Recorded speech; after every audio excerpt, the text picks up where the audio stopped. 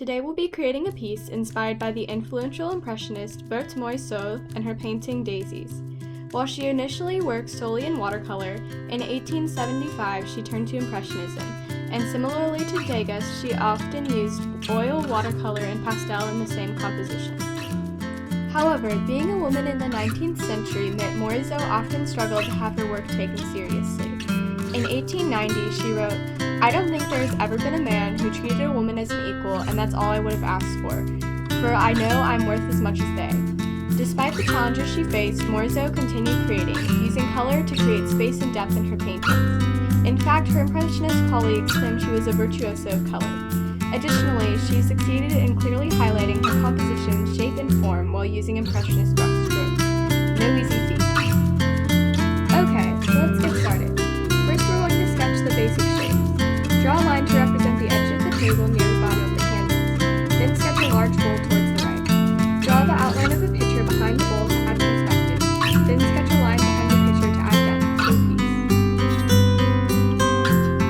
Next, fill in the table with a reddish-brown color.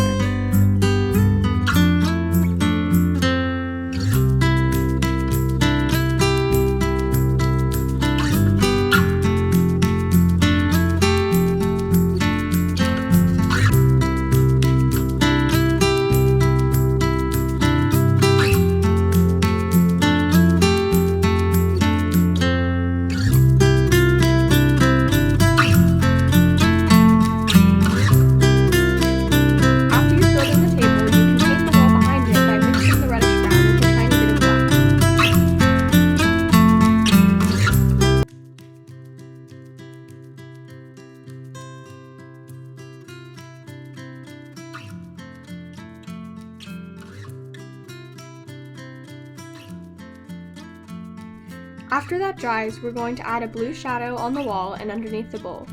Use flowing brush strokes to add the first coat of light blue to the wall.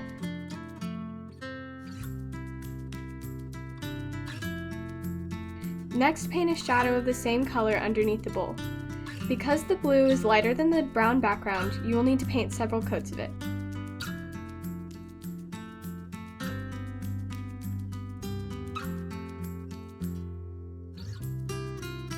Additionally, for the bowl, use a darker blue closer to the edges of the bowl and gradually get lighter as you move outwards. Remember to paint the space between the edge of the pitcher and the handle with blue as well. After you're happy with how your shadows look, fill in the pitcher with a pale baby blue, remembering to include the handle. Use white to paint a narrow oval near the top of the pitcher in order to add dimension to the shape. Next, fill in the bowl with the same color you used for the wall in the beginning.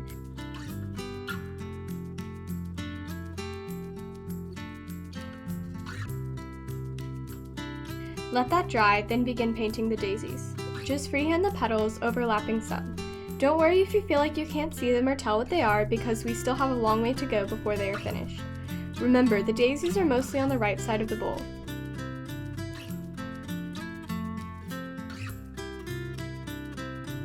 Wait for the first layer of petals to dry, then paint over them again.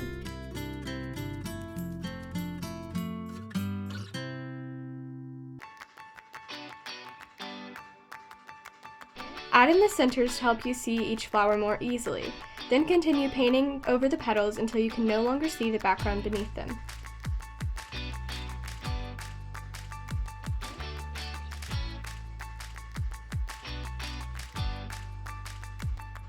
Because you've probably accidentally covered up the centers while you were touching up the petals, paint over them one last time, then let the flowers dry.